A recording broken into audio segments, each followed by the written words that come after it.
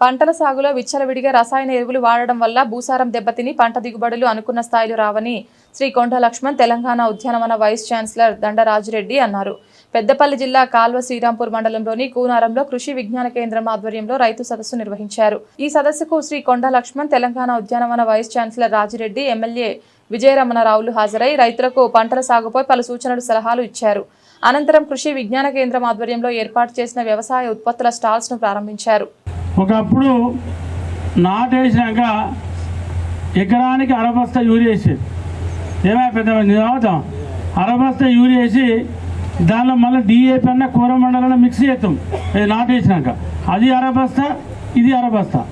తర్వాత మళ్ళీ ఎప్పుడు వేస్తాం, వరి పచ్చబడతలేదు అంటే మళ్ళీ ఒక అరబస్తా ఎత్తాం, మళ్ళీ పొట్ట దశలో మళ్ళీ అరబస్తా ఎత్తాం. అంటే బస్తాన్నర యూరియాతోని ఎకరం పంట పొలం అయిపోతుండే. ఇవాళ మన ఏం మనం చెప్పరాదు. మొన్న నేను చూస్తే పరేషాన్ అయినా, ఒక్కొక్కల ఇంట్లో 40 బస్తాలు 50 బస్తాలు ఇట్లా నెట్టి పెట్టాడు. అవసరం కంపల్సరీ. మనం ఏంటంటే ఉన్న మక్క పేరులను పత్తి చేనులను తీసేసి అలా పొలాలు వేసుకుంటూ పోతా ఉన్నాం. ప్రతి రేకుల మనం ప్రైవేట్ కూడా మన పెద్దపల్లి జిల్లా ఏర్పడటంలో మొత్తం ఉమ్మడి కరీంనగర్ జిల్లా ఎవరు తీసుకున్నంత యూరియా నేను తెప్పించినాడు. వెళ్తే 24 గంటల తర్వాత నుంచే దాని రిజల్ట్ మనకు కనబడతా ఉంటుంది. కానీ ఇదేంటంటే ఒక 4-5 రోజులు దాటాలి. 4-5 రోజుల నుండి వారం 10 రోజుల వరకు దీని రిజల్ట్ కనబడుతుంది నానో యూరియా. ఎందుకంటే ఇవాళ దేశానికి వెన్నుముకే రైతు లేనిది దేశం లేదు. ఇవాళ రైతు అరగాలం కష్టపడి ఎండనక వాననక రేయనక పగలనక రక్తాన్ని చెమట లెక్క పడిచి కష్టపడి ఇవాళ పంట వేస్తే ఆ వచ్చే పంటనే ఇవాళ మన దేశంలో ఉన్నటువంటి మన అందరం తింటా ఉన్నాం. ఇవాళ మనం తినడమే కాదు, ఇవాళ ప్రపంచ దేశాలకు కూడా మన దగ్గర నుంచి మనం ఉత్పత్తి చేస్తూ ఉన్నాం. ఇవాళ చేసేటువంటి మంచి క్రీములు ఉంటాయి. స్వాభిన్నంగా ఉన్నటువంటి వ్యవసాయము గత 30-40 సంవత్సరాల్లో చాలా మార్పులు వచ్చాయి.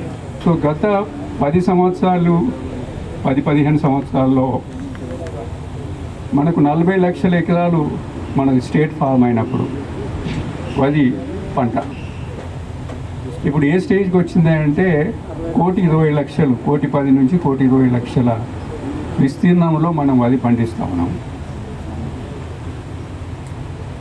ఇది 1 కిలోకు దాదాపుగా 300 లీటర్ల నీళ్లు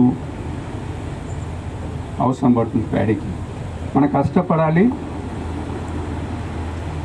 ఇప్పుడు చూస్తూ ఉంటే ఈ మధ్యకాలంలో గత 10-15 సంవత్సరాల్లో ఈ ఐటీ కంపెనీస్ వాళ్ళు కూడా ఈ మారినటువంటి ఐటీ ఇప్పుడు ఏ విధంగా నడుస్తూ ఉందంటే వ్యవసాయము, ఒకప్పటి వ్యవసాయం చాలా తేడా ఉంది, ఇప్పుడు వ్యవసాయం చాలా తేడా ఉంది.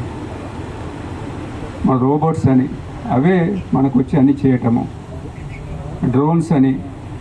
సో మా యూనివర్సిటీ ద్వారా డ్రోన్స్ కూడా మేము వివిధ పంటలకు మేము ప్రయత్నం చేస్తూ ఉన్నాం. సుబ్బారెడ్డి గారు కూడా దాని మీద పెద్ద ఎత్తున చేస్తూ ఉన్నారు. సో ఆ విధంగా ఈ మధ్యకాలంలోనే ఒక ప్రణాళిక అనేది రాష్ట్ర ప్రభుత్వానికి ఇవ్వడం, ముఖ్యమంత్రి గారికి ఇవ్వడం జరిగింది. అలాగే మొన్న గవర్నర్ గారికి ఇవ్వడం జరిగింది. అంటే ఇప్పుడు ఏదో ఒక ప్రణాళిక కావాలి. మనం ఏదో 90 రోజులు వివాదం చేస్తే కలవదు, ఆ రోజులు అయిపోయినాయి. సో కాబట్టి మనం ఒక సిస్టమేటిక్గా మనం ముందుకు వెళ్ళాల్సినటువంటి అవసరం ఉంది. ఈ డ్రిప్ ఇరిగేషన్ కానీ, మల్చింగ్ కానీ,